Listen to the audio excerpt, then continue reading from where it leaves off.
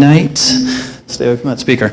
I just wanted to take a moment to introduce what the purpose of this event is. You guys have come to hear a panel of amazing thought leaders in our community tonight. And this panel was organized as part of a lecture series that we've put together over the next 2 weeks that was set up as a curriculum for a workshop that we're running over the next 2 weeks. The workshop itself is something that we've been planning over the last 8 months, and we invited students from throughout the Southeast, architecture students from throughout the Southeast, to apply for this workshop, and to come to Raleigh and spend 2 weeks with us studying the city, understanding the city, uncovering problems in the city and opportunities in the city, and then proposing solutions to them and designing solutions to them. The lecture series, which has taken on a life of its own at this point, started out kind of as a curriculum for them to introduce them to this place. Starting last night with a really raucous event that Nick Neptune helped us put on called the State of the City Address. And then we have tonight a panel discussion, tomorrow night a panel discussion, and then 4 lectures following. Tonight's panel, the purpose of it is to kind of help start a discussion about. God, I might just turn this thing off. This is awful. The purpose of tonight is to talk about what's happening in the city, kind of the good, the bad, and the ugly. And we've invited 5 people up here, each of whom have kind of a different perspective on our city and know a lot of people and a lot of things and all the stuff that's going on here. The way these panels are going to run, it's very important that you guys not only pay attention, but be ready to participate at the end. We're going to obviously have some discussion. People are going to introduce themselves, talk about a handful of more topics that are kind of important in our city. And then we're going to have some public discussion at the end, so we hope you'll be ready to take part in that. We purposely wanted this to not be polite, so any topic is allowed, any type of question is allowed. We invited people who are able to not always be polite as well, which is good. So we're looking forward to that. But really in the end, I just want to say I'm so thankful that you guys are here, that you've shown up and taken the time to be a part of this. We do have a group of other people we need to thank. You see who's kind of running up behind us here. There are a number of folks who sponsored this workshop. It does take a lot of time and a lot of energy and, yes, some money to put these things on. One of the things we're most thankful for as an architecture firm in the city is that we're part of a larger design community that's incredible and that's supportive of each other. We have a good design school here, lots of people stay here, and we have an unfair number of talented firms in this city for how small it is. Many of the people who sponsor this are actually architecture firms that we compete with on a daily basis, which gives you all the evidence you need. This is just an incredible place to work and practice architecture. So with that, thanks again for coming. I'll turn it over to Elizabeth Alley, who's going to be our moderator tonight. I don't know if you guys all have loud enough voices. We can try the mics again. They seem really frizzy. So I'll hand this over to you. I'm going to just try with my voice. Can you all hear me in the back? Yeah. You can clap. Sorry.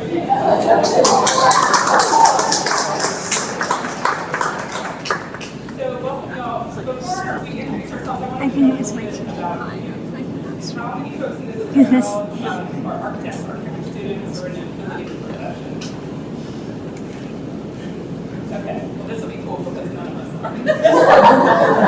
You should be able to put the mics on now. Yeah. Hello. It's me. How many folks live in Raleigh? How many folks were born in Raleigh? Okay. Longer than 10 years? Okay. All right, less than 5. Okay, great. All right, so this is a nice smattering of folks. So I'm Elizabeth. I'm an urban planner. That's how I got up on the stage. I have a lot of opinions, and I'm often not polite, apparently. So we have a really nice, I think, breadth of experience up on the stage. We have represented, commerce, advocacy, faith communities, and government. So We have Johnny and Zainab and Lisa and Caroline. I'm going to let you guys introduce yourselves however you feel your identity is today in relationship to this crowd. You want to start with it, Caroline? Sure. Can y'all help me okay with All right, my name is Caroline Farmer. I am the Executive Director of the Commission on Volunteerism. Nobody here knows that there's a Commission on Volunteerism, correct? Right. Well, what we do is we give out AmeriCorps grants. How many of you know what AmeriCorps is?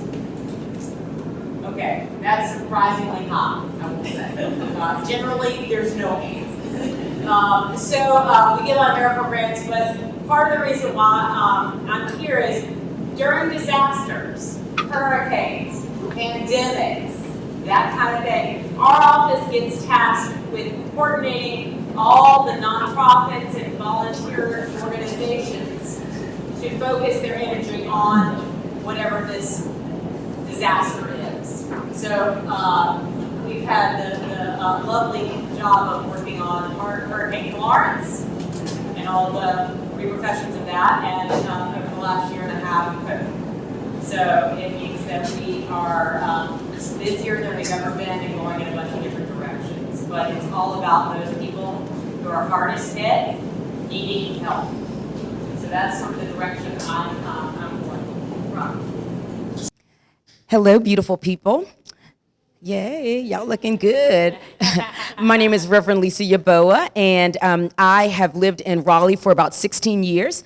I'm a pastor of a church community that's in Southeast Raleigh, and I live in Southeast Raleigh. And I'm very particular about saying that because oftentimes when people talk about Southeast Raleigh, they do so speaking about Southeast Raleigh's deficits and not thinking about the beauty and the glory of my neighborhood.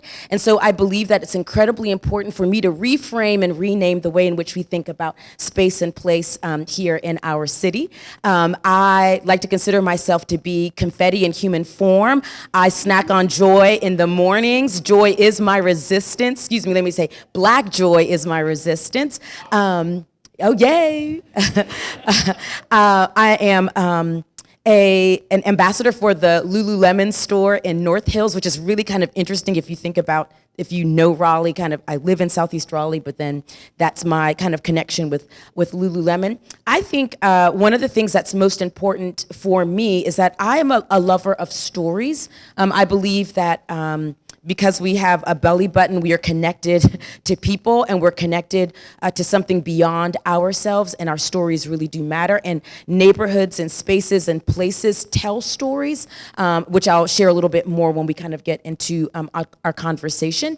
I love the Enneagram. I love 90s R&B, like, you know, Jodeci 112, like people, that is my jam. The Office, I think, is like the most brilliant show ever made. But if I had to reduce my life's purpose to one thing, I would say that I want people and I want myself not to perform life, but to live life.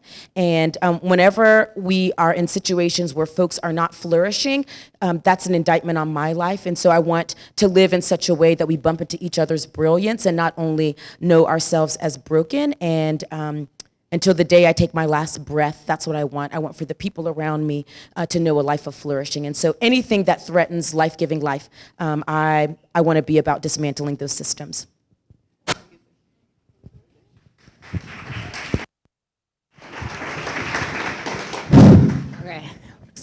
Hi, all. My name is Zainab Baloch. I've been in Raleigh my entire life, and I think that's kind of the biggest perspective I bring to the table, because literally I've been able to see it change or not change in certain areas, and then I feel like being able to see that, it makes it a lot easier to see the different types of oppression in our cities and how it's growing. And so I'm a co-founder of YAP, which is a app in development for Generation Z that will be a social impact gaming app to eradicate oppression. And so I'm here today because I think oppression is in all different types of systems in our country, in our globe, et cetera. But we can really see where every field, regardless of what it is, can make a difference in the way they design spaces, neighborhoods, communities, thinking about, designing communities instead of homes, et cetera.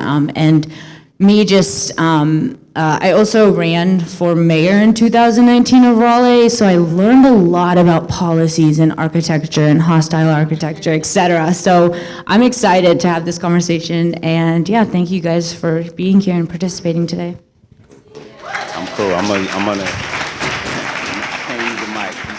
So Carolyn set the bar, so I can't use the mic now. I'm gonna All caps. But now, thank everybody for being here. My name is Johnny Hackett Jr. I'm the CEO and founder of a company called Black Dollar Corp. In February 2019, we launched hashtag Black Dollar and seized the Black-owned business director for the entire state of North Carolina. To date, it has over 1,100 businesses listed right now. By about 500 people a day hit the website, and it's been doing very well for business owners. In January of 2020, we were brought to the table by the city of Raleigh. We're actually the official Black-owned business director for the city of Raleigh. A lot of people know that, unless you look at the website. We got that designation in January of 2020, and before we could celebrate, COVID happened. So then we spent an entire year not necessarily working for African American business owners at that time, but just the city of Raleigh at that time. COVID just impacted everybody, every business, and impacted who you were. So a lot of it was like information, like trying to corral people to the right information on assistance and programs, like Carolyn was talking about earlier, with certain things. We pretty much worked all of 2020 to raise money and awareness and information and different things like that. And it just led to some other opportunities. And then December of 2020,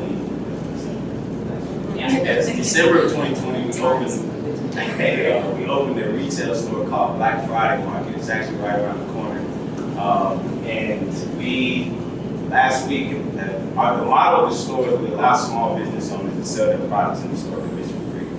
So it's a department store. We've got over 90 businesses in there. When we buy, all that money goes to those business owners, right? It's a mutual thing. They pay a flat fee to have their products in the store for 1 month, 2 months, 3 months. And then we don't have to dip in their pockets on their sales.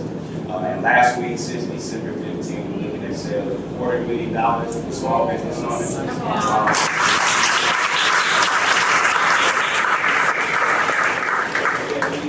Life has been pretty crazy trying to manage the tech side of the business with the directory and the storefront side, and looking at different stores and stuff like this. So we, accepted the invite today. Obviously, we have some things to talk about. We want to continue to share our story. We're thankful for anybody that allows us to share our story so we come. Just thankful for being here, man. We appreciate y'all being here. Looking forward to it.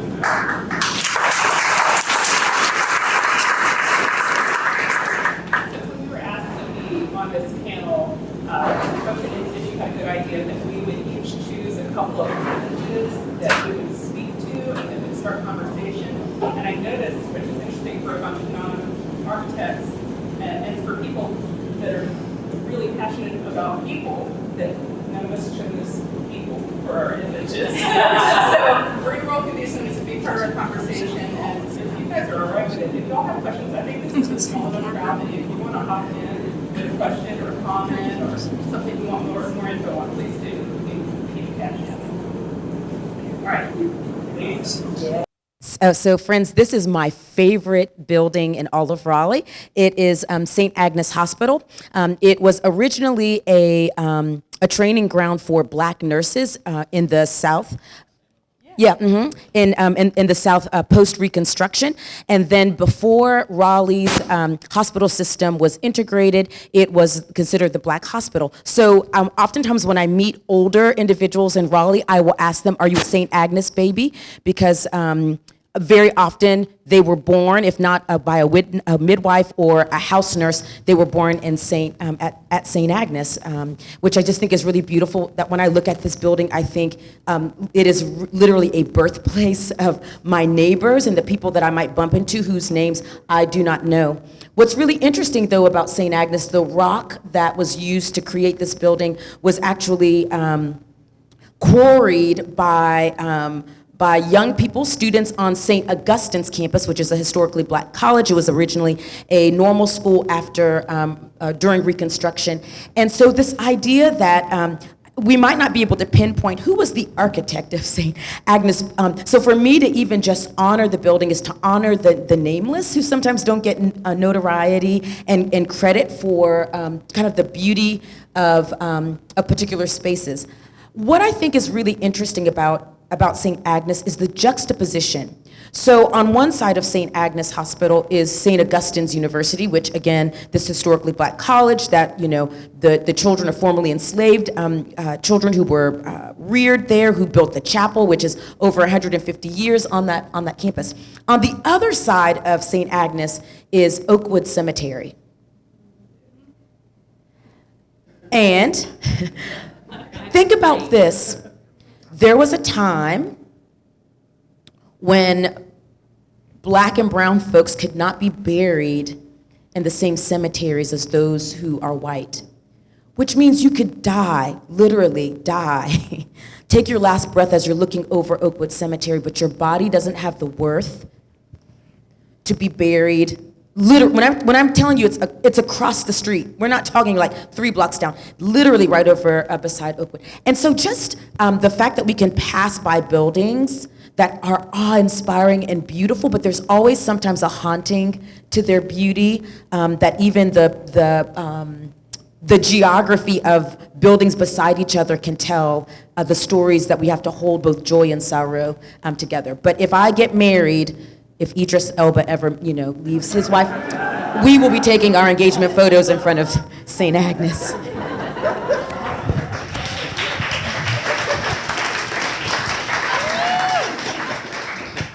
So Lisa, what does it mean to you that this is still a ruin?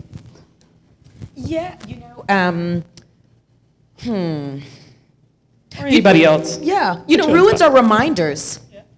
Ruins are reminders. I mean, you think about folks who will, travel to the UK or go to Ireland to look at ruins, or Mayan ruins, or to Egypt to go to ruins, and there's like something sacred about it. I wonder how many folks in Raleigh stop by St. Agnes and offer that same level of reverence for this particular space. I also think that ruins give us the opportunity to dream and imagine, like maybe how spaces can be reclaimed and reused, so that we don't think of it as a space of death, but a space of possibilities, which I would hope that there would be some garnering of resources to ask individuals who are invested in this space in a particular way how they could imagine this space being reused. Well, that location though, I gotta use the mic. Matt tells us we got to use the mic. Sorry. Hold on. That's on testing. That location though, of that space, it's on a very particular road. Like, it's not a high traveled area. So like if you're over in that way, you're over at the college, or you have a specific reason for being there. So maybe there's a reason why it's been sitting so long, because the right eyes haven't seen it, is what I was gonna say. Because it's really in an isolated spot, this particular building. Excuse me, can I say something? Yes. Our business supporting Envision, which is the Dallas's endeavor to bring CNX to the public, to give it awareness. Yes. Raleigh Arts Commission, they did a whole summer schools, light show, and culture and other artists. It was collaborative efforts. It's my pet peeve, and this is not my pet peeve, but I've had a business down in Raleigh for 30 years. My pet peeve is we have development all around us. We have great things happening. We're number 2 city living in the country.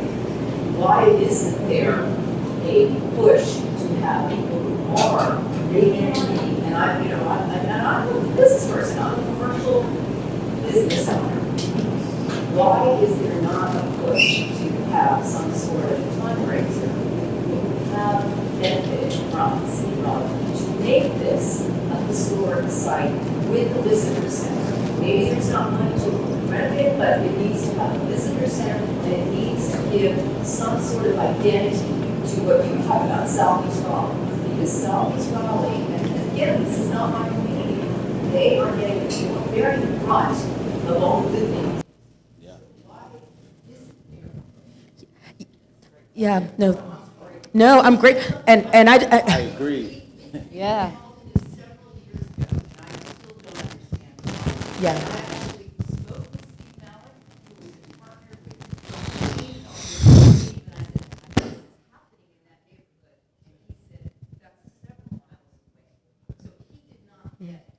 Yeah. Mm-hmm. Mm-hmm. Mm-hmm. No, thank you, and I want to thank you for those art installations. I actually wanted to maybe push back a little bit when Johnny says that he considers it to be maybe hidden away. I actually think Oakwood is a very well-traveled street. I think people sometimes psychologically, for those of you who might be familiar with Oakwood neighborhood or Oakwood the street, I think sometimes people actually have a psychological cutoff where people can tell me things about Oakwood, but then when I'm like, oh, I live 4 blocks away from St. Augustine's, they'll say, now where is St. Augustine? So sometimes I think even how we understand our spatial geography based on neighborhoods, like Oakwood is like, when you say Oakwood, people know Oakwood. People don't know all of, like, you got to keep on I'm like, you got to cross over now, State Street. Yes, yeah. So I might push back and just say that I think it is. Well, I was trying to give you an outlook for how this building's been there for so long. If this is a well-traveled area and everybody see it, and I defer to the comment over here, which is why it's still like that. If I can, my mother and her 2 sisters were born in that hospital. Right. Thank God when we were born, we could be born in Big Middle, because at that time we were young men. When my aunt graduated, we had reception in this place. I don't remember the pictures. But the fact that, historic Oakwood used to support the black and the white side. This part of historic Oakwood was mainly maybe black folks that had their houses from the early 40s up into the late 70s. But when this went into disarray, I suppose that St. Aug and financial difficulty weren't able to do what they need to do. But I do agree with Sean that this needs to be some sort of Needs to be something. Yeah, and not positive thinking, which is what Southeast Raleigh does. No sign. There's a historic marker on when New Bern turns into Edendon Street. Well, when Morgan turns into Eden, no. When New Bern turns into Eden Street. By the Bojangles, there's a sign. We all know. Lisa, did you see when they used it for like a dinner thing? Yes. They had a dinner inside of it as a historical experience or something, and people paid like $200, $300 for a ticket, which was very white. Or affluent as well. So, and no one else has been given that opportunity to be able to utilize that space for that reason. And I was gonna say, the reason I feel like it's not being pushed is because that's really valuable real estate. And unless we do some type of push, that real estate, which is literally in the corner of like when you have the cutoff for like the black side of Raleigh and the white side of Raleigh, because you were like, people don't really go past that, like with St. Aug's. So you do, but if you're, I do too, but like, I just think that it's so weird to be in a space where you can literally know the cutoff of the race of the neighborhood. A lot of it is, I think, topography. I heard this rap lecture the other day from Kofi Boone, who's a professor at NC State. He was doing one of the intro lectures for UVA, and it was about topographies and racialized topographies. And I was like, you could totally map that in Raleigh, right? It's like where you go down the hill, where it gets wet, it's where the black folks live. Now you can map it on where the traffic calming stops, right? Yeah, yes, right.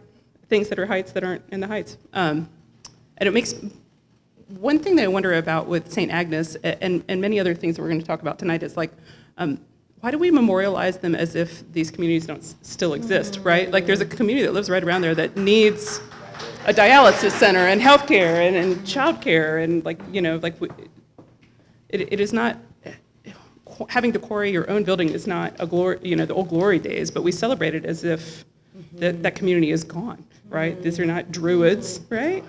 You know, maybe we could have both, right? Like, because I do think the ruin does tell a good story, but what about people?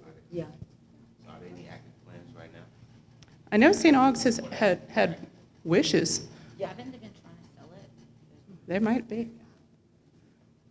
You guys ready for, that was a warm-up. That was our first image. Yes. It's about to get even better. Oh, here we go. Idris Elba and our engagement. Just remember that that's the part. All right, Johnny, this one's you.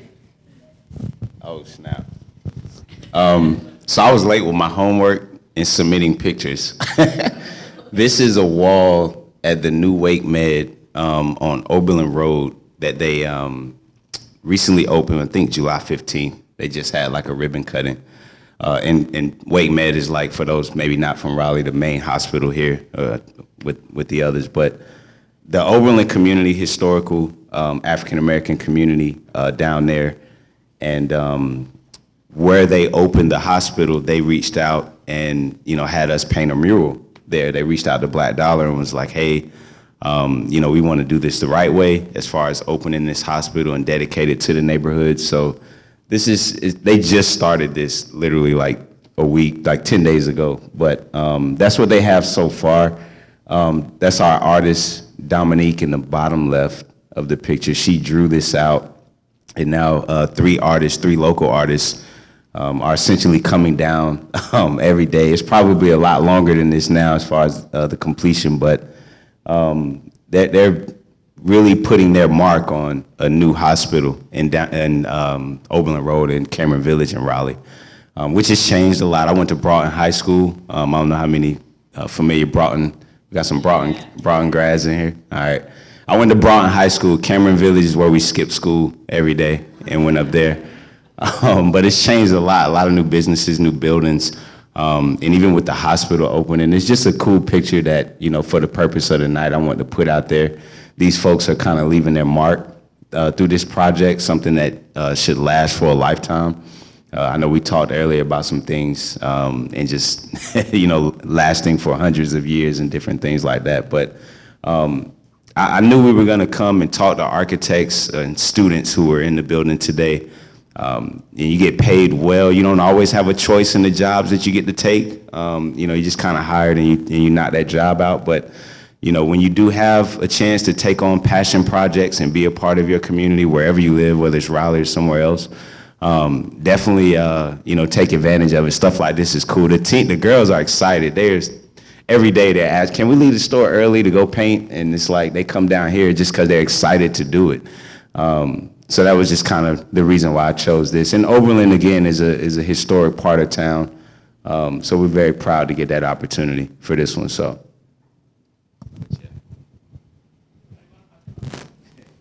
You know, the only thing, I'm not sure I should use this. The only thing that when you're talking about this is it made me think about as architects and people who are involved in a community, you know, we do hire the architects. You know, somebody like a community group, a hospital hires the architect to do the project. So that is the client is the people who hire.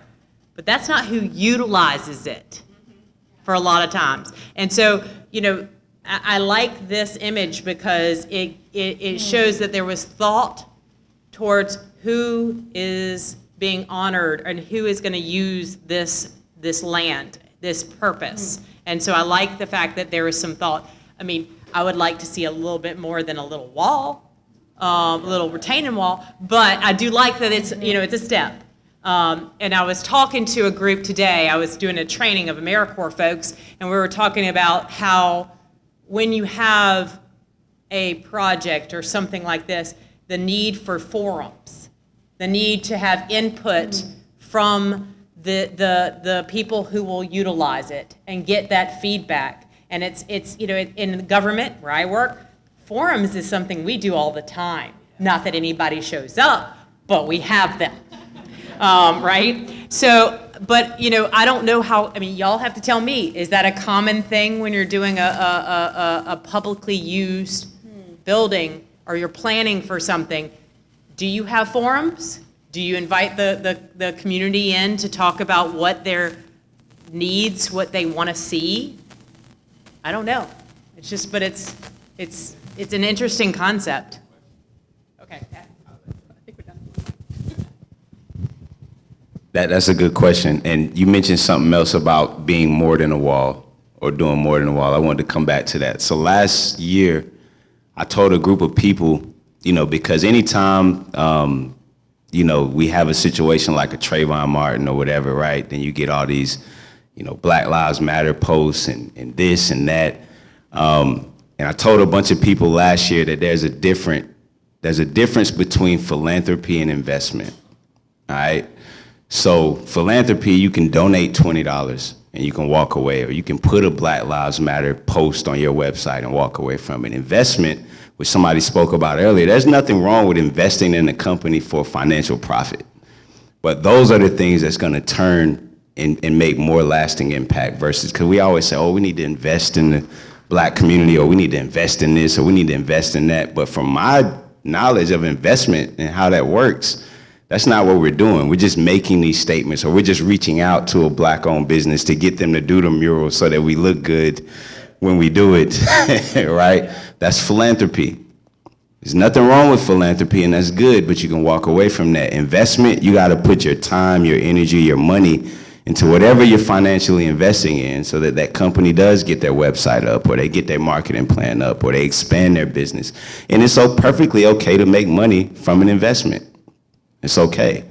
But that's what we need. So I do agree with you on that as well. And you can believe I'm giving them that speech. From the audience? Yeah. So sort of tying that together, and by the way, I guess I think I'm the third brought person in the room, so. Fourth, I'm the fourth man. But on the whole kind of basketball team. But on the question of the forums and the reaching out, the needs assessment, I absolutely agree with that, but I would tie it into the investment point, because the thing I think that chaps my butt sometimes is that somebody thinks they can have a forum, and then that's it. We heard from folks, and if you didn't show up, that's fine. To me, the investment comes, I'm like, hire someone. Hire a professional who knows how to engage community, who has the skill set, who knows how to coalition build, who knows how to ask the right questions. Have somebody on your staff. That goes to the city too. Have a dedicated person who does this type of work, who gets that input, who is a person, that's the base, that says we are accountable to you. Like, and whether you're a private business or whether you're a municipality, like, don't just be like, oh, let's have, like, I don't know, let's do some coffee clutches. Like, no, like, have somebody on your staff who does this for a living, like somebody who can dedicate the time to it, who can follow up on things, who can really engage, and that's what I want to see and haven't seen in Raleigh. So that's what I would say. Like,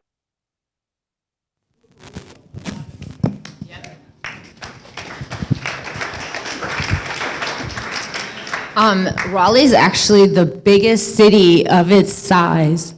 Wait, what? You have something? Go ahead. No, you're good. Go.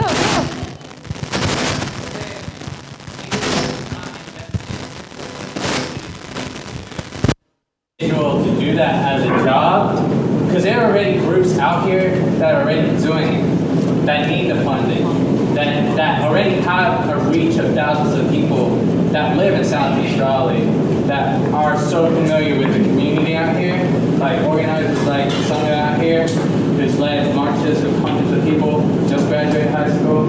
You know what I mean? So it's just like, there's people already out here that have the connection to the community.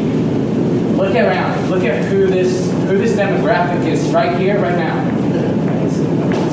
And what's the neighborhood we are in? Like, what was here before Transfer Code was here 3-4 years ago? But those folks need a point of contact soon. So why can't these forums be in like Chavis Park? Why can't these forums be in Southeast Raleigh? Right? Where those people are. Where those people, like, most of the people, I live in Southeast Raleigh, we live in Southeast Raleigh. And no one there knows about this. So like, yeah, just wanted to cap off and just say, like, you know, there's people out here already doing it. Like, can we just like connect with the people out there already? So, yeah. The war effort made Southeast Raleigh come down here, we completely different thing, I'll tell you that. Because we don't have, none of Southeast Raleigh will except me and whoever these brothers are, I've been there since 1968. Right. I think there's always a disconnect when we're trying to connect with certain demographic people, right? You can't always connect with the ones that we really want to connect with, and that's why you got to collaborate with other groups or other businesses and try to reach out to those people. And that's what we saw that with the city of Raleigh. You know what I'm saying? No disrespect to the city of Raleigh, but they're not on Instagram like that. They're not on Facebook. They're not meeting our demographic where they are to tell them about this grant money or this contract or this. And again, that's, you know, even us, we can't do that all by ourselves, but, you know, we like to think that we help a little bit, but trying to bridge that communication gap, I feel. Somebody asked me, what is the biggest thing that Raleigh has to improve on? And I think it's communication. At the end of the day, letting people know what is going on in their city, in different pockets of their city. Because there's always that information disconnect. So that's why we want to do something Raleigh's here to really connect. You know? It's also designed because this place is not designed for people of Southeast Raleigh to have access to really come here and participate. You know what I mean? Yeah. I mean, honestly, if you walk out here in the food hall, like, y'all tell me how diverse it is. Besides the people working here, you know what I mean? Well, so it's once like again, the diversity you see is based on the people that know about it. So, but it's also if you the change design, that, you know? then maybe you'll see a different result. I don't know. Right. To be certain, but you know, if you're able to connect with more people and you know, talk to more neighborhoods and get them to understand the things that are here, the big spaces that are here. I've thrown events in this exact hall before this was built. Yeah. All of this space, and we invited a bunch of Black community and like POCs, Right. and then none of those people want to really hang out here. Okay, and so it's just like they feel like it's not for So them. you're telling me that you invited people and they made the choice not to come? No, they came here. They came here. They flooded the place. We even had like a drag show out here. Yeah. You know, I'm telling you, we try to make this a place that was like intersectionally like connected, but it just is like it's not designed in that fashion. You know what I mean? It's like there's a neighborhood out here. There's all kids playing out in the streets. You know, and that's like the neighborhood I grew up in. You know what I mean? But like, do those people feel like this is their place? I think we got a lot of work to do with that. To add to those very important comments, I think this is a very complicated image, and thank you for bringing that and that project. You know, for those of you who don't know this, Oberlin was one of the most affluent African American communities in Raleigh, and it was systematically erased by the York family and the Raleigh Chamber of Commerce, and the construction of Raleigh High School was actually a way to erase Oberlin neighborhood. So, which is exactly what's going on in Southeast Raleigh now as a way of gentrifying that community. So, I think that specific history of this neighborhood, is this a token image? Is this a token way of recognizing the erasure of the very affluent, free African American community? Or what does this image represent? This is a very important question to discuss. But It could be, that's what we talked earlier about philanthropy versus investment. It could be. I do know that this is part of the image here. For the lower end of the wall, I think there's like a main house that was on Oakland, owned by African American man and his family. I think it was the first house or something like that where everybody came from.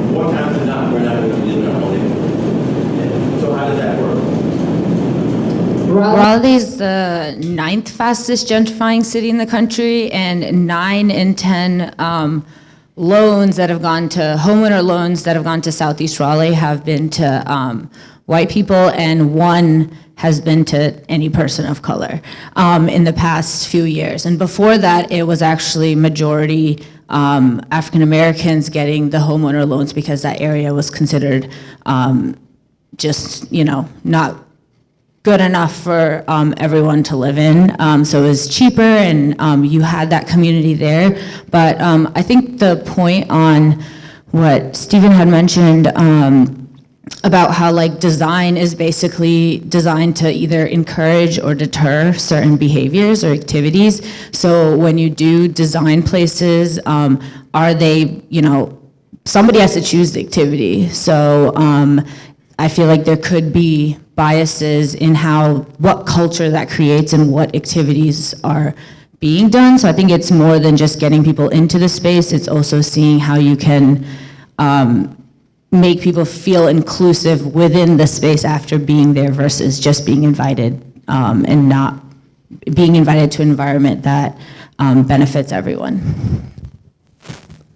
That's great. This is a good segue to the next images are mine, actually. So the one on the left is obviously not Raleigh. I think this is New York's from the root. And the one on the right I took today on West Street.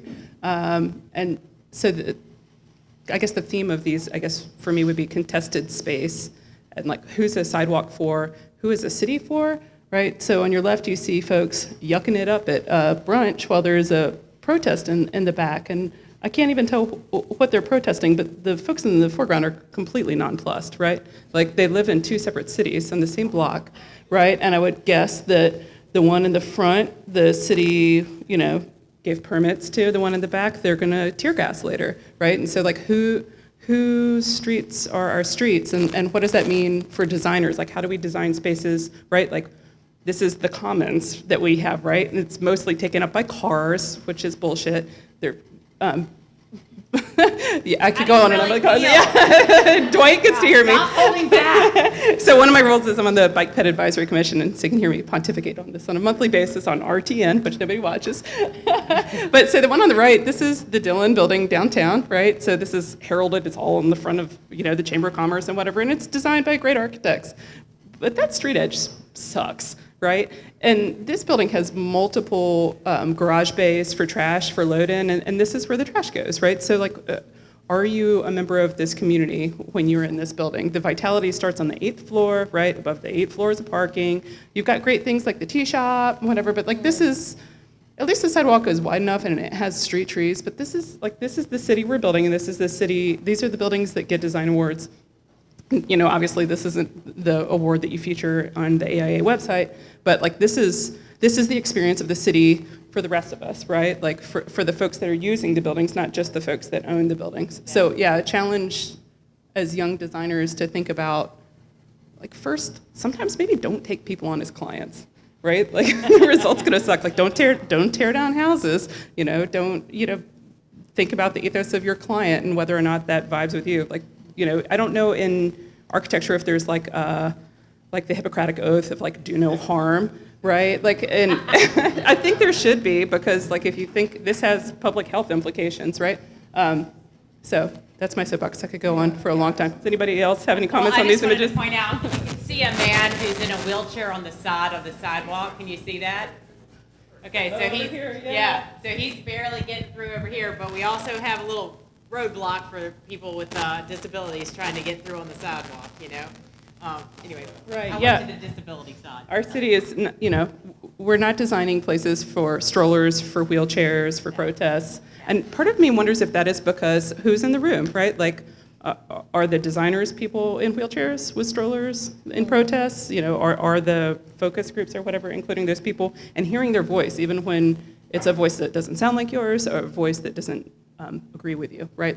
I feel like so much, and as a planner, I'm completely guilty of this. We have all of these workshops, and the reason nobody comes is because we don't actually listen, right? It's we're the experts. Just because I have initials after my name doesn't mean I know more about spaces than the people that use them every day. So I think it's part of considering who the expert really is. Yeah. So, please. As Steve was saying earlier about community organization, me being a community organizer, my name is Sunda. I've been doing this for a year, also with Zainab. And the thing about that picture on the left right there, that's not just New York, that's this city. That's Durham, that's Charlotte, that's Grand, that's Elizabeth City, that's every city I've been to in this state over the past year for this movement, because that is this city. That picture right there of people having this big outcry, this public outcry about their own suffering, and also their community suffering, the black community, the trans community, the queer community, everything. And then the Palestinian community recently, and then we have this picture, these white folks just living it up. That right there is not just the problem of the city, but also, I guess, the state of the city. And to do with that communication thing, the people that are very connected to those people, those hundreds to sometimes thousands, as you said out loud, in these streets that are talking about the issues, want to fix them. And then nobody that actually has some institutional power is coming through and saying, yo, you know what you're talking about. I'm gonna hire you, and every one of y'all gotta talk here, and y'all gonna help me fix this problem in the city. That doesn't happen, because those people, like the mayor and the city council, they talk to those people sitting with those wine glasses. They don't talk to those people in the streets. So it's really about talking to people like me, people like Zainab, people like Steve, people who are there, who know those people, who've been there, who are those people, so that we can take that message to us and not just keep it a little low.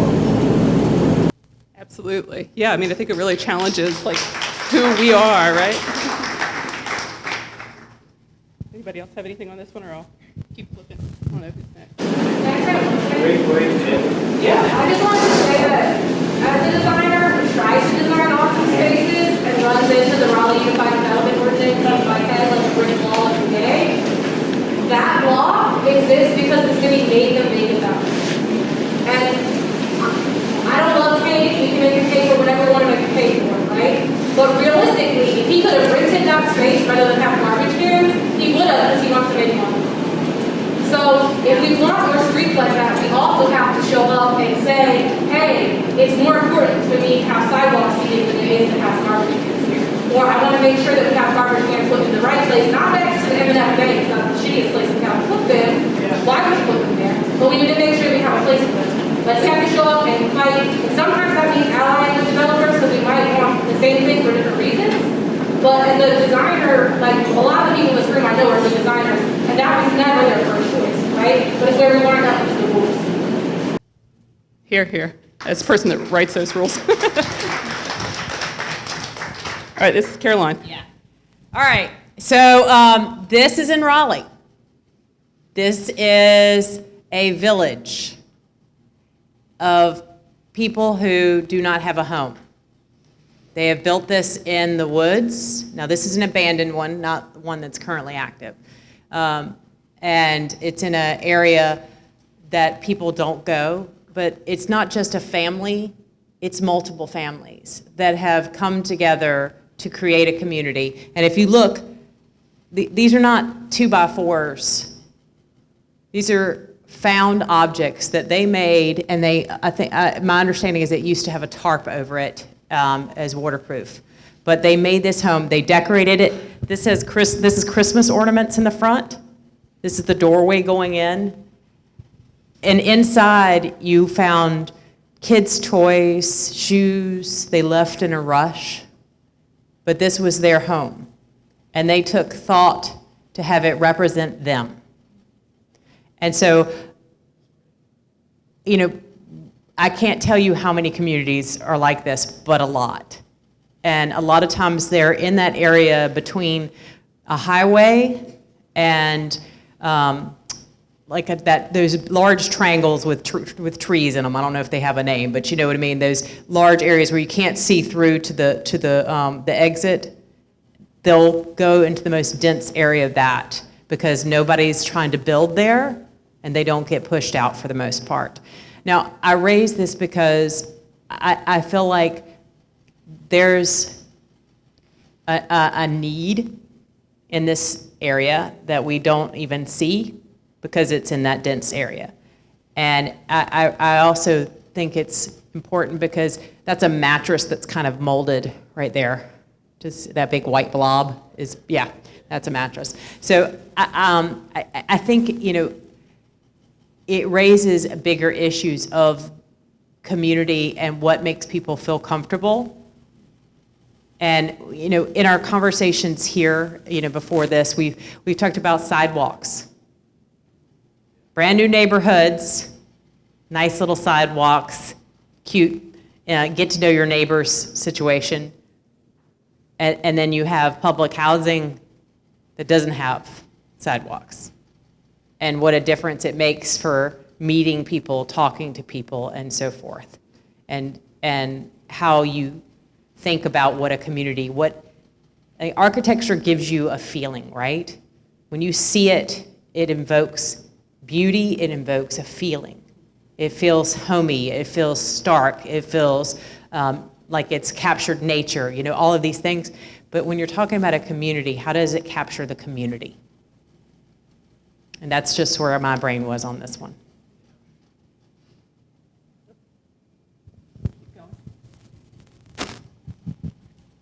Speaking of community. Yeah, I was going to ask, did Zainab get to talk about one of hers? No. Flip forward. Yeah, we'll flip forward. Yeah, friend.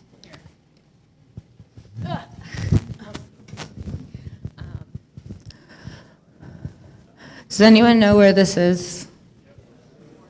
Moore Square, yeah. Does anyone know what that white thing on the floor is? Well, I guess the cement stuff. The thing that's a bench. Yeah, but like, yeah, I don't even know what it's made out of, but it looks very uncomfortable. There was. And actually, does anyone remember what this park used to look like? Yes. Yeah, and there was a lot of trees, a lot of trees. Huh?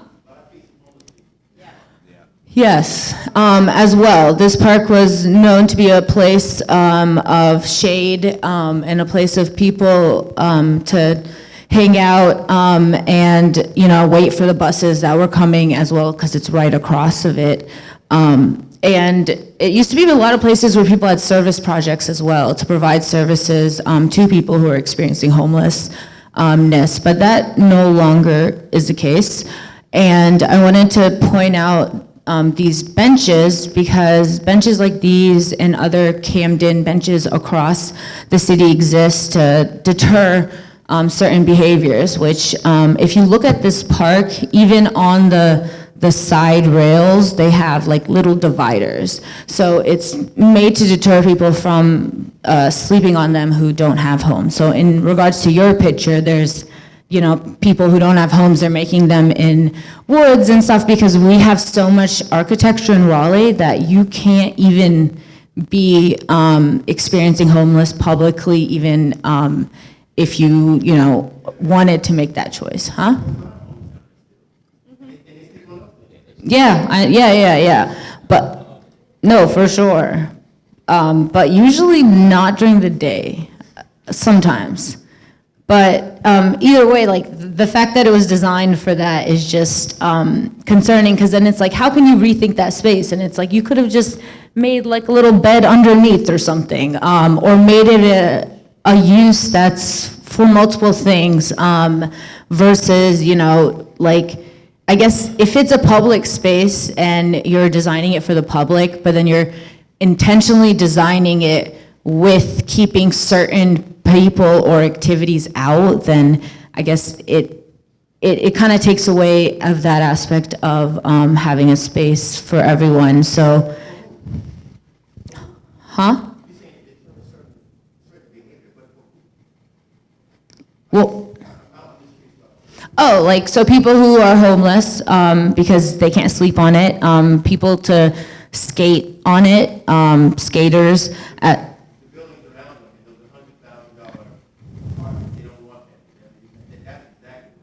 I mean, a lot of Raleigh's architecture is like this, so it's throughout the city. But I think it's also important to note that this district used to actually be called Raleigh's Black Main Street. So it used to be a street of thriving Black businesses, and then it's no longer that. So, yeah. Shout out. Actually, so you're talking about Black Wall Street. One of my homies, is a queer trans artist from I think Carlboro, did a TJ Mundy, did a street painting, a couple street paintings across that street market about Black Wall Street. That was like recent. There's a lot of backlash about it too. On social media about that Wall Street, they were like, why is it necessary to talk about so and so and so? There's a lot of it.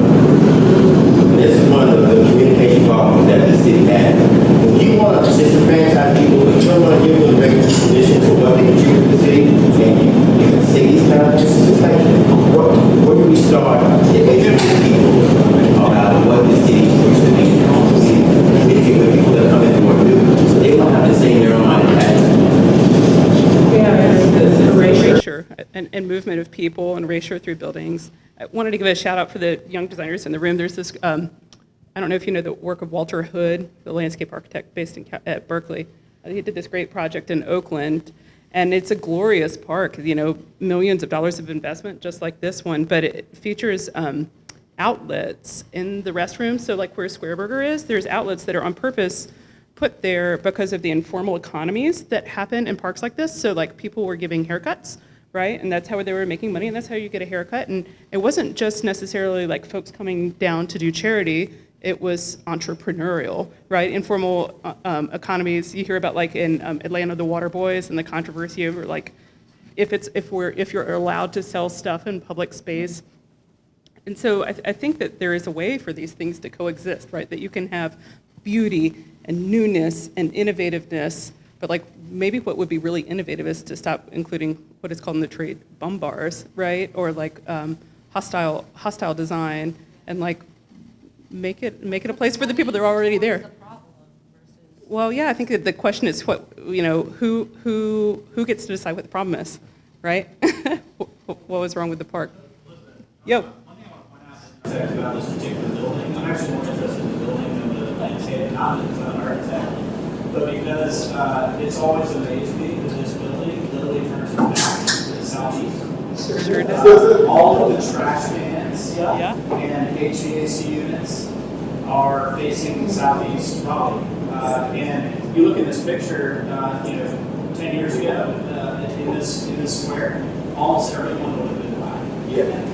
I like the picture. And in this picture, with the kind of canopy as a dam in southeast Raleigh, literally almost every single person is black. And it's a real problem. And this was not just designed by a well-respected firm in town, but also approved by the city. So I mean, it's a deep problem.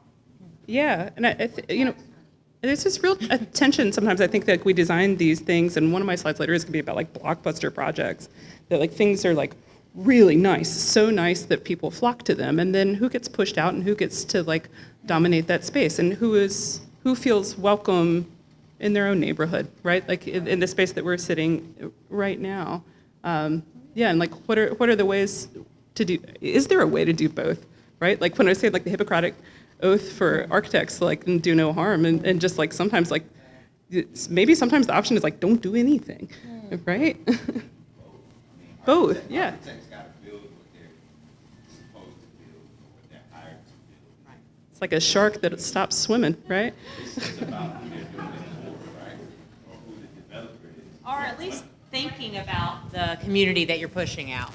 You know, being aware of it, and you may not be able to stop building, but think about how you, not turning your back, doing something that is like the outlets. There are options that you can subtly put in and make a statement and make it more inviting to those people, even though you have to do this project. So I'm being honest. But that still is going to have to be approved or confirmed by the person that said architect is working from.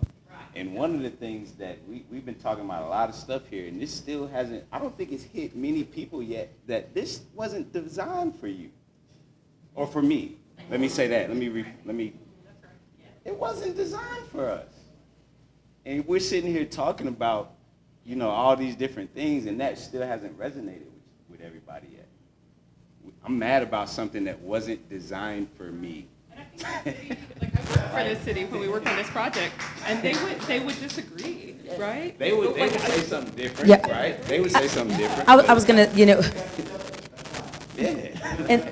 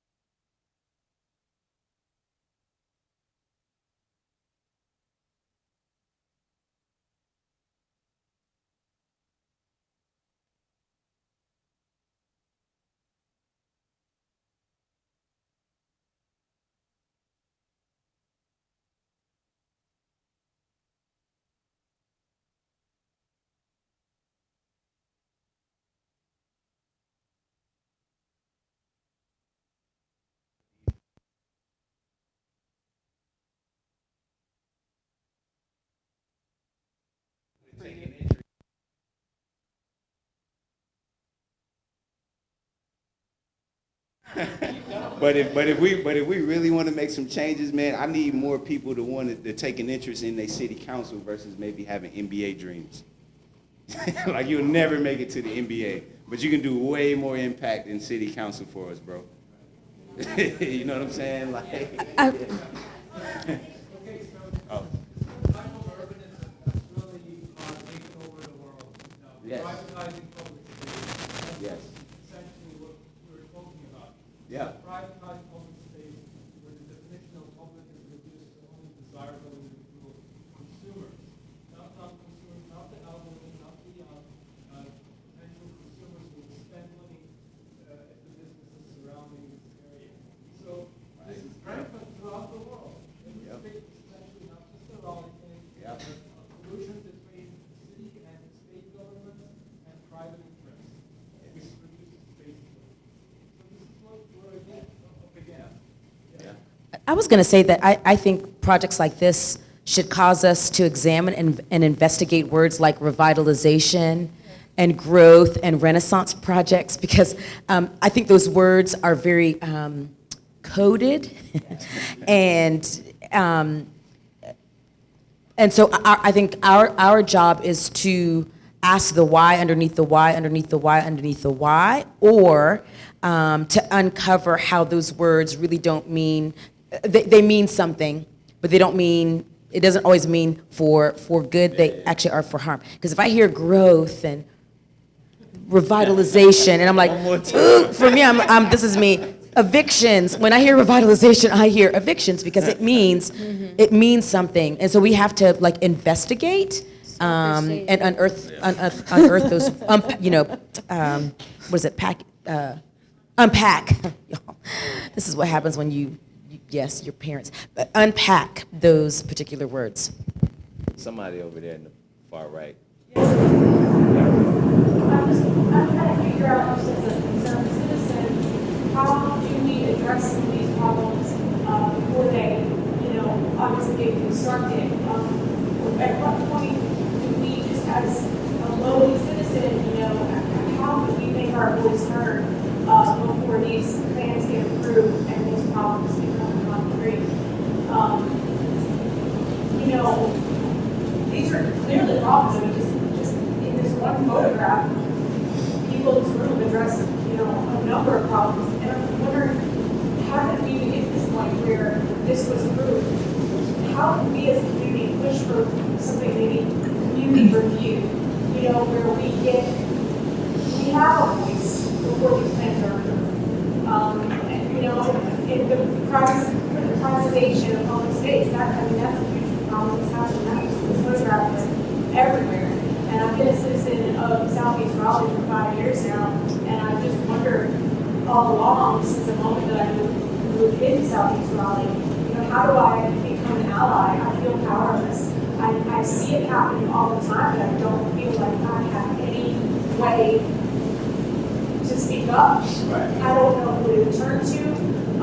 What do we do? What's the solution? That's what. Okay. You made me lose my train of thought. So the city isn't designed right now to even have a community engagement process. We're the only city of our size in this country that does not have a formal community engagement process because council gutted it last year. So for the past year, in one of the most difficult times in history, we have had no say in our city, almost 500,000 people. And as of right now, I think that's where it makes this conversation a little tough because so much of it is around city council policies, how the city staff is planning, et cetera.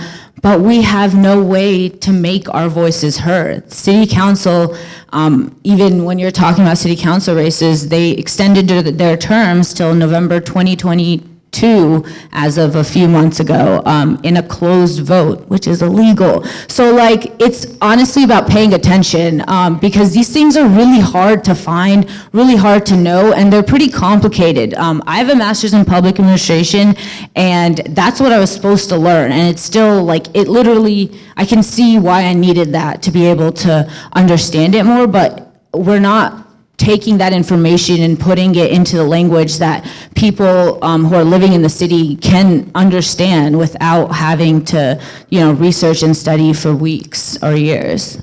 So. City council is gonna be your best bet, your city council. How many people in here join their city council meetings consistently? Those hands are just Sure. flying, I'll tell you. You know where they approve something like this to happen? Council. And this, I worked for this city. They don't even make it to where in city council Yeah. you would even know that that's happening. I worked for the city when this was done, and I have to tell you, it was committee to death. I mean, for years and years and years, there was public design competitions, and then after that, different ones that went to the RHDC and the PC and the AC and the CC and community meetings, for years. And so this is still the result. And so I think a couple things. Number one, I think it's about design literacy, right? And like, can we look at plans and look at renderings and see what's going to happen and how people will actually use the space? And are we training our designers to think about how you would use the space if you were unhoused because you were welcome here, right? Yeah, yes, and have designers that listen, absolutely. This is true. So, right, so who is running the city? How are we listening? Like, is it an authentic? And then I think there's problems, like, in some ways I feel like we're just dogging stuff, right? Like, on and on and on. And I do it, and it really bums me out, but it's the truth, right? And so, like, I think part of this is endemic of bigger structural global problems, right? That, like, the minute 15 million was going into this park, all of the real estate around it changed, and you're going to buy a $15 hamburger, and, it's going to be the thing you want your, like, Instagram feed to show you didn't. Sundays. Yeah, now it's the square burger. Versus the $15 hamburger. But the people that are making these decisions would really take offense to like what we're saying right now, right? Like we have supposedly a progressive council and a progressive city and all of these people, so I have to say like, right? They wouldn't listen though. Yeah, but like I'm one of those people too, right? And so like, I guess I would say like we have to, as designers at least, like I have to hold myself culpable in this situation too. Like I worked on this project, right? Already because I think one thing that is that it has to start from the academy. How are we teaching people to come with only good design that's not doing hard, but actually doing good. Right. I can teach that and be able to then teach the city council this is actually a better way to design. So yeah, right. And then there's like things like, should we be talking about a living wage as much as we're talking about Revit, right? Like that we're not designing structures that are inhabited by ghosts. Like we live in a society that is deeply ill. Can I just, you're talking about design literacy, and one of the things, I'm not sure that I would be able to see the plans and know that this is what it was going to look like, and that the backdrop would have been the backdrop to the Southeast Raleigh. As architects, you're teaching your clients and the community about what the project is. And it is science. It is math. There is so much more education that needs to go in and better understanding about what the process is in building, that you could teach the community what's happening. And in doing so, you're raising up a community of people who are literate in design and may even inspire people who never thought that they could become an architect to become an architect. And that is a change, that is a long-term change, but it is a change. People don't have this background, but we are responsible. We hold ourselves accountable. Home safety and welfare. Yes. That is our main thing. And so again, really appreciate Matt and Institute for putting this on. I'm an architect for Green Grove, so that's really inspiring to kind of see what they're doing here. But you know, I think so I'm also an agile instructor, so I take on that responsibility, and I think of that. I'm excited for this to be a workshop because this is that forum I think that you're talking about that it's hard to get by just inviting the public to implement this is that engagement of very broad variety of drafts. And I think this is the community. So I hope this workshop then takes that into the academy because just like you're saying, you know, we need to be teaching. It's our responsibility because we have a specific skill set to be able to show what design is capable of doing. And so we have to get better. We have the technology, we have the tools, we have credit and everything, but I think we have to stop thinking about it as the toolness of technology and you know, how to actually speak to people. There were public forums about the parks in downtown Raleigh quite a while ago, and we were able to engage with the architects. The problem is, more scared of what's wrong with Raleigh. It's uninspired, it takes no risks, and it's getting kind of that part. That to me is coming part of Long Island in 1970. There's nothing inspired. I was so excited to see what was going to happen. Designers on New York. That was where I came to our city council and even though this wasn't a way to city, we never take risks. We certainly are not the designers. And I'm not even an architect. It's just a them too. They're actually both. Same difference. It's them too. I just have a quick question about public engagement. So, you know, you mentioned all the boards and committees that effectively boarded the committee to death. But with all these boards and committees, like the Parks, Recreation, Greenway Advisory Board, you know, they also create space for public engagement, and the public can show up to, you know, express their concerns, their views. I'd love to hear, you know, from the panel their thoughts on the relationship of the boards and committees, which can also serve as gateways to greater engagement and advocacy. You know, council is certainly one way to go, and it's a necessary way for more of us to pursue. But these boards and committees do have a role to play in shaping design and execution. Yeah. To clarify, I don't mean they killed it. I mean, we talked about it until we were blue in the face, right? And so, like, we had so many opportunities to catch this. And so what went wrong collectively, right?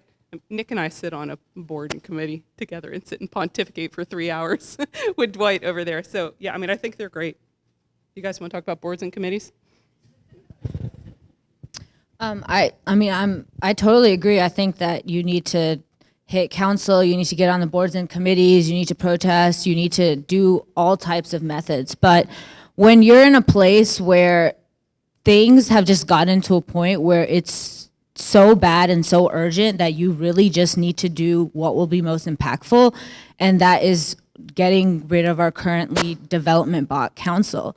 And the reason I even say that now is, like, usually we don't know a time in Raleigh's political history that they denied a planning commission's request, which the first time was in a specially called city council meeting on downtown South.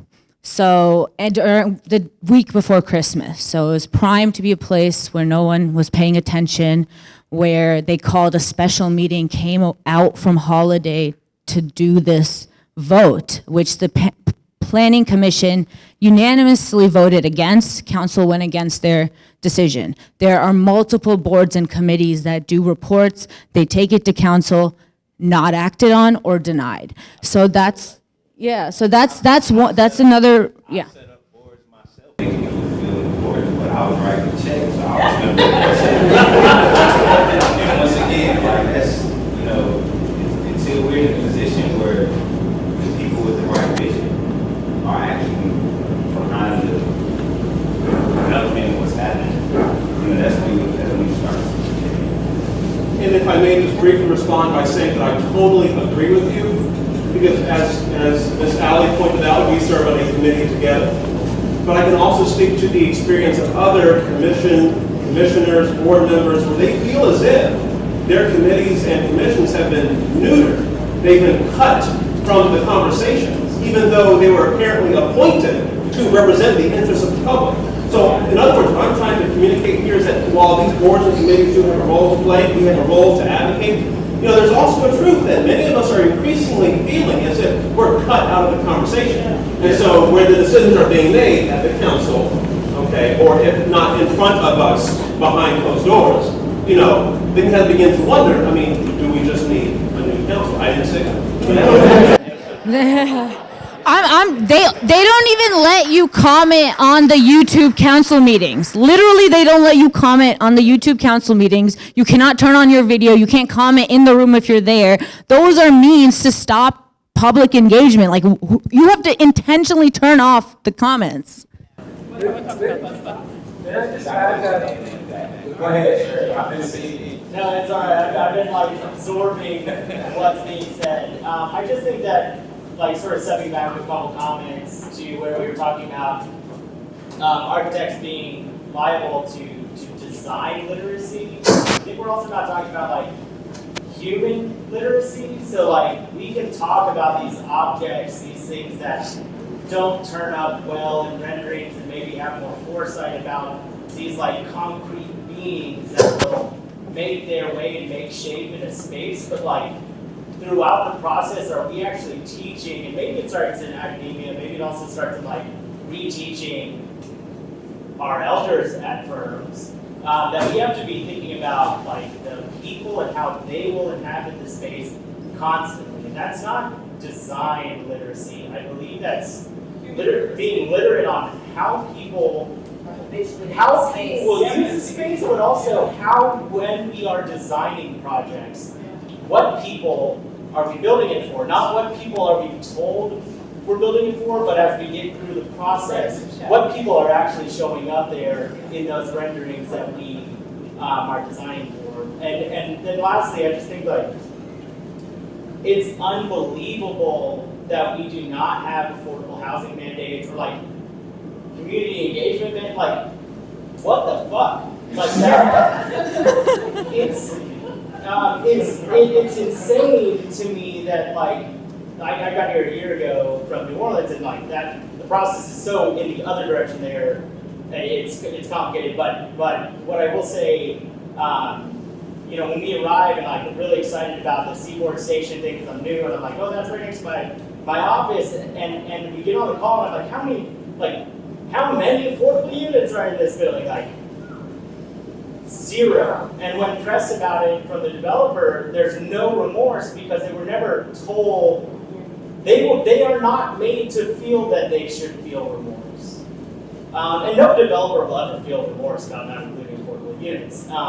But like our city's government needs to feel extraordinarily liable for the fact that we are like actively pushing out everyone. Like not just the poorest, but we are pushing out like a significant portion of our population because we just like are afraid developers are going to develop. If you're afraid developers are going to develop in freaking Nightdale, like let them develop in Nightdale and we'll do something better here in Raleigh. I just think that like, I'm getting off track, but we need to mandate anything, like community meetings or affordable housing or restrict like anything. We need to mandate anything. But we don't. The same thing we've been saying is just like when we talk about city council, or we talk about these mandates or these things that need to become law. The stuff that we're talking about, like I said, is a lot of these architecture right now, but a lot of these changes are going to happen in those forms. People for office or introducing bill legislation that makes certain things happen. That's what a lot of the changes will happen. So you're quite right.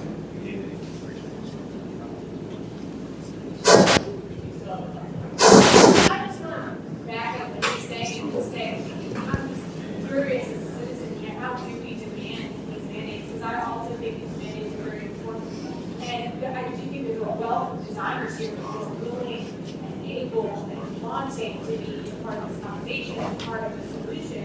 I don't assume fault the designers involved in any of this, of course. But, you know, these mandates, I've been wondering for years, you know, how do we demand this to happen? Because there's a problem, and everyone knows what the market is doing. I'm in real estate. I see what's happening in my own neighborhood in Southeast Raleigh, and I'm concerned because how do I even represent, you know, clients who are trying to hold on to their homes? They can't afford the repairs that are needed to actually, you know, make the home livable and actually live in them. They're forced, you know, they're in a situation where they're, you know, they're either forced to sell to an investor, cash investor. They're not even necessarily going to be able to get full market value because their HVAC isn't working. That therefore, you know, the top buyer who's going to have a conventional loan isn't going to qualify to purchase their home. And so they're forced to, you know, make some really tough decisions. And I'm trying to represent people, and I don't really know exactly what to tell them when they say, how do I stay here? I've been here for 60 years. How do I stay here? You know, I don't know what to say to them. So, yeah, I would like some mandates. I'd like some affordable housing mandates, and I'd like to know how I can just, you know, better serve my community and be a part of the solution. But I'm at a loss. I was going to say Something. Early on, you used a term that I want to reframe. You said a lowly citizen. Honestly, I think we have more power than we know. I think we have to actually see ourselves as being powerful. I can't tell you that I have all the answers, but I'm really trying to reimagine myself as like being able to straight fight hard for my city. I love Raleigh way too much to let her lie to herself about who she is. And I also love the city way too much to let her underestimate the brilliance and beauty and equity that we can actually fight for. It's going to cost us something. Well, it's going to cost us something to do that. And so I just, maybe this is my like, you know, mini pump up TED talk. I would hope that all of us would have this imagination that we actually have power. Because I do think it's, just even listening to this conversation, I'm like, daggum, it is so complicated and so complex, and there are tentacles of oppression and everything. And it's easy for me to want to just like think, well, this is just the way it is. But yeah, I'm not ready to live that way. Because I don't think this is the best that it can get. I think we can have more. Hopefully, when it comes to Southeast, hopefully when it comes to Southeast Raleigh, so everybody heard of Downtown Raleigh Alliance, or DRA, most people, right? So you see these, it's an organization that supports business owners and residents in downtown Raleigh. And many of you may have seen, you might see them, blue shirts with a walkie-talkie, they patrol downtown, walk around, gotta walk, not the police, but give off a police presence, a police vibe. You know, well, one of the biggest questions we've been asking is why don't we have that in Southeast Raleigh? You know what I'm saying? Why don't we have, and it's amazing when that came about. I don't think, you know, when parts of Raleigh were, you know, black owned, there was no DRA, and then they got in trouble and got their businesses taken. Now there's a DRA that kind of protects all of downtown Raleigh. But that organization exists to be the outlet for some of the things that you talk about. And I'm really hoping that the Southeast Raleigh Alliance group gets going at least by the end of the year, because it's needed. Not only from a visual standpoint, but just from an organizational standpoint, having somewhere to go or a group to reach out to that can talk about these things and put pressure on city council or wherever they need to put pressure on to get some of those things to happen. So the same things you see happen in downtown Raleigh with DRA should be happening in Southeast Raleigh too. So hopefully that comes. And then just to save some time in reaching out to city council and telling them to put an affordable mandate. It's the state legislature, so once you're done running for council, you can run for state legislator, but it's basically illegal to mandate affordable housing from developers in North Carolina. So that's what is the unfortunate reality right now, and so that has to change from the state end. However, there are multiple ways that city council could finesse the system if they wanted to. Exactly, there's more than enough ways. They just always point back to it's illegal, so we can't do anything about it, other than actually just figure out another way to get around it. Yeah, Chapel Hill does it as well, so yeah, so.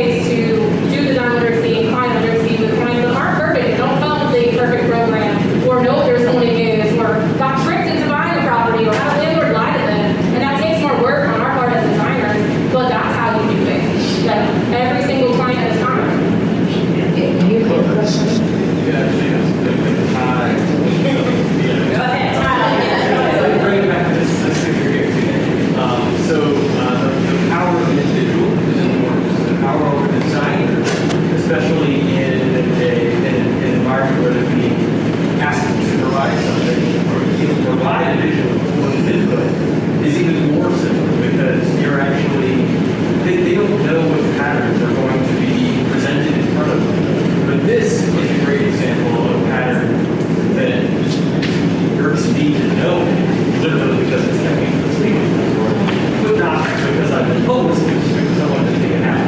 So that actually comes back to the Foursquare situation, where they actually, I was thrilled, only for that one little thing, right? I mean, I know that I agree with everything, what everybody said about Foursquare. There was one little thing, and that was, you could take a nap. And I would actually encourage anybody to walk through the city and think about, where would I take a nap? Foursquare messes up a whole bunch of ways. It messes up in trees, right? But this is a great example of a pattern that should not even be in your library, right? This is even getting to the point where I commissioned a work, and it was for a very silly reason, but I did have a designer tell me, if you make that decision, or that's what your request is of me, I will no longer have you as a client.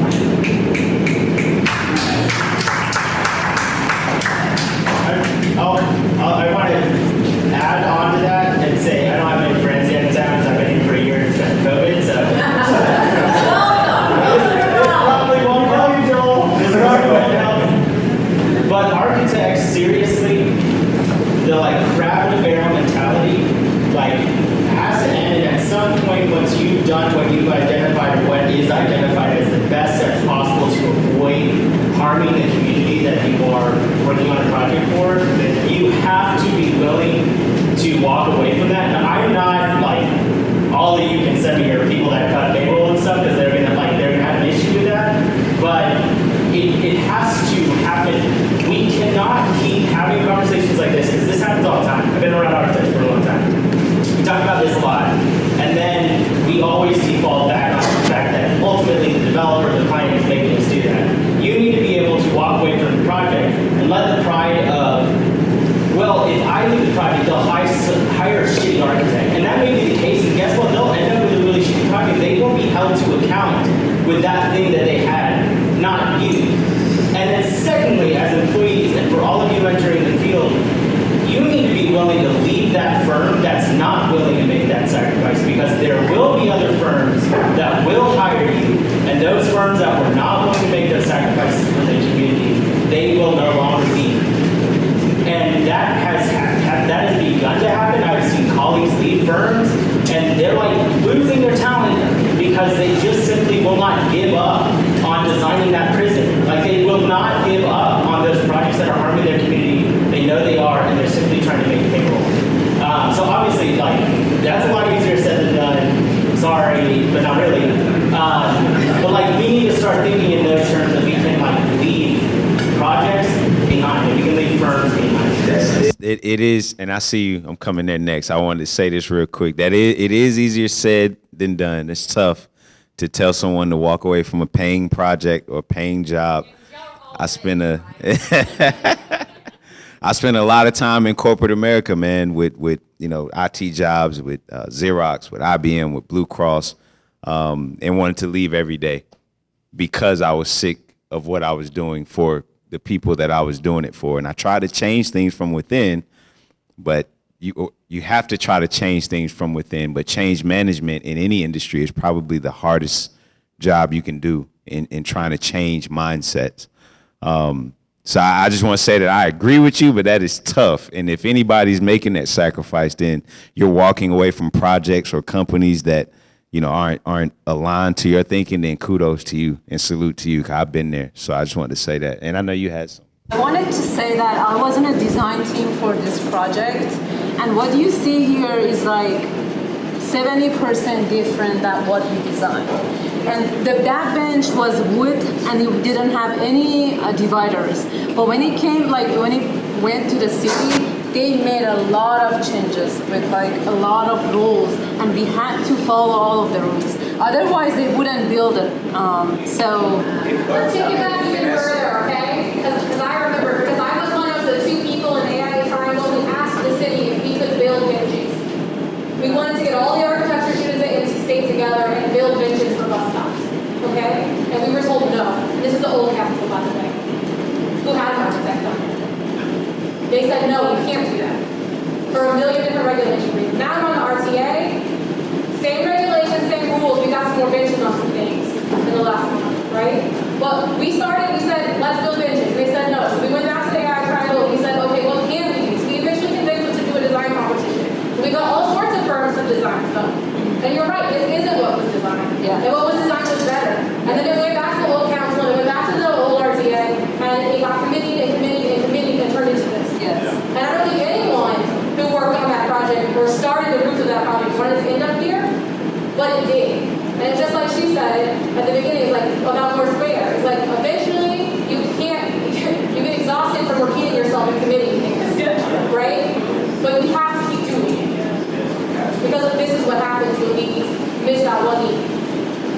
My problem with this project isn't necessarily the design, because I mean I can see the bars and amendments. I have some critiques of it, but it's not my main problem. My main problem was that these are more expensive than your conventional bus stops. And so instead of devoting more money, right, to build just as many bus stops in a year, but have many of them be better, they just built less bus stops. And so who's that the decision for? Is that for our best of list? Or is that for the people sitting in the rain because they don't have a bus shelter, right? Like who?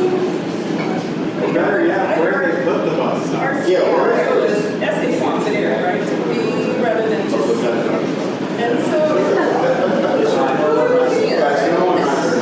Oh yeah, I've never seen it. This is in front of the like near Rex Hospital, which is interesting because there's not other bus stops that look like this, like in Southeast Raleigh.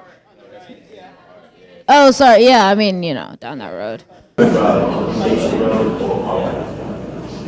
had wooden seats with red clays. You know what I'm talking about, right?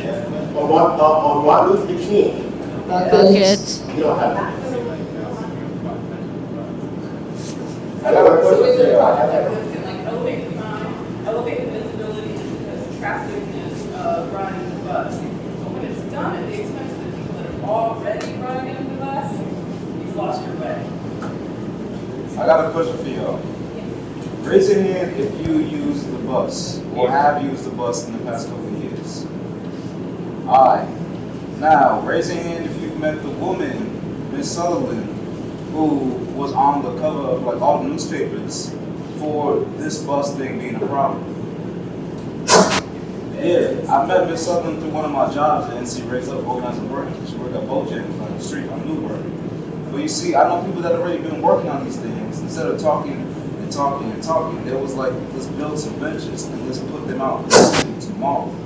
That's the energy we need, you know what I'm saying? But we need people who's already connected to that part of the city, who's already doing these things. The people closest to the problem are the ones who know how to fix it, you know what I'm saying? That's all I gotta say. Before they moved the bus station down toward your Unity, is that happening? Okay, I heard they were planning to move the bus station down to the new station. They're doing some of it down to the youth station. So,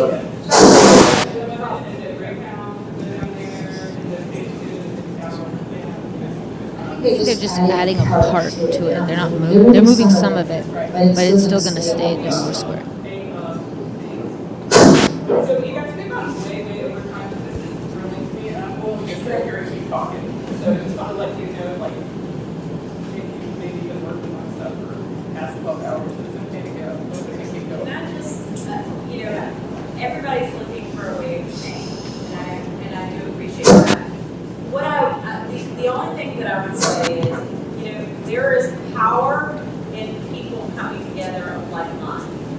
And so finding your community and the people in your community who have the same perspective, having meetings and starting to create your own Southeast Alliance or a subsection of that. You have power. It's not that you have to be a political activist. You don't have to. By bringing together those people, you will have power just by bringing those people together. And people will start to listen if you stick with it. I've seen it happen over and over again in governments, Because when there's this consistent voice, people start to turn their head to it. And y'all just need to find, and your community organizers, be that consistent voice.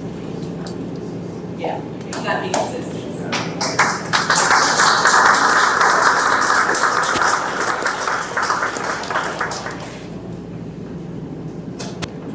Thing again, which is probably stupid. This has been amazing. This is exactly what we hoped it would be tonight. I hope that the folks who aren't from here, especially the participants, have learned a lot and had a lot exposed to them. I want to do something a little weird right now, which is be vulnerable and expose myself. That's not something that people do very often. I actually live in East Raleigh, and I moved out there before it was long enough ago that all of my white friends thought I was crazy. Let me put it that way. And I do drive by St. Agnes twice a day. I walk through Apollo Heights on the way to Southeast Raleigh Y all the time. It's a beautiful neighborhood. My wife and I moved out there because even though we both have master's degrees, both of us are white. Only one of us has blue eyes. We didn't have enough money to live downtown anymore. So we're highly educated people who both have careers, 2 careers. And so this is a problem that touches a lot of people. That's not a sob story. I also run a firm that has designed at least 2 houses in East Raleigh that have displaced older, way less expensive homes. So it's very complicated as an architect, especially an architect who runs a firm that's known for its design acumen, to know what to do in these situations. And so I appreciate this conversation. I think for most people in the room, whether we've been able to admit it or not, it's a very complicated story. We are complicit on both sides of the issue. And I hope more than anything else that the conversation will continue. We do have another panel tomorrow night. It's 6 architects. So I hope all of you and more will show up again and have a similar conversation, because I think all of my colleagues, most of them at least, have many of these same conflicts and difficult things that we deal with every day. It's also for us why we wanted to do the workshop. Just to be as blunt as possible, we work on a lot of projects that we don't always feel great about. I think we're also designing the most expensive house per square foot in the Triangle right now, just to be as direct as possible. And we think more things should be happening in our city. And we think that designers, even though we don't always have the opportunity or take the opportunity to do it, we have the capacity and the skills necessary to do these things really well. And so, at least for the participants, that's what we want you to get out of this. And for our city, we hope it can be a better thing. Austin, I'll let you have the last word. What can we do before tomorrow, as a group, to make sure it's not just architects in this room? Where can we push to bring the voices that we're talking about? And yeah, maybe it's too little, too late, but what can we do tonight and tomorrow to bring these voices to actually have fruitful discussion? I have a lot of thoughts about that. The first one would be to have Nick Neptune in charge every night. That would help a lot. There were almost 300 people here last night, and it was this is a wonderful crowd. I'm glad you guys are all here. It was a very different crowd last night. And that's not a disparaging comment in any way. We also had 160 people RSVP'd tonight, and about 80 to 100 came. So, I don't know what the disconnect there is. It's a hard thing. I know Nick has some ideas. It's a hard thing for all of us, any of us. One of the things I'm very aware of in my life is I have a limited network. We know certain groups of people, and it is so hard to get out of that. I moved to East Raleigh a long time ago for me, and most of my neighbors are black, and I still don't have a lot of relationships with black people, and it's been a very strange experience, just to be honest. So I think it's difficult, and I don't know how to answer that. Nick, maybe you have an answer. Real quick response and follow through on what you said here. If we hold these conversations in even more accessible places and spaces, like parks, Chambers Park right down the street, Roberts Park right down the street, if we actually get out into the neighborhoods. Now look, to be fair to Matt and his team, we're just getting started. We are just starting the conversation, right? But who knows, maybe next year we get even more further into our neighborhoods where the people are, where the community is. You know, if we show up in people's backyards and actually work with communities, right, and organizing, folks might show up. The folks are helping doing Yep, I agree with that. It may have been a miscalculation. I'm more of a fighter than a lover. Usually you hear that the other way around. But those of you who know me well know that to be the case. We actually had this event here on purpose so that these voices would happen in a space like this, which to me is a wonderful resistance. So to be fair, I love this space. And it was as, even though it's not perfect, it was designed to host these conversations. But I too recognize from prior practice and current experience, the more we can do to get out into the community where people live, right, where people are truly active and where they're trying to have this conversation, you know, that's a good thing all the way around. But again, to be fair, I've opened the property here. I love this property. I'm grateful that we're having this conversation here. But we got to get even more further into the community. Agreed. I'm just going to turn off the mic after that. Thanks for coming, everybody. Yeah.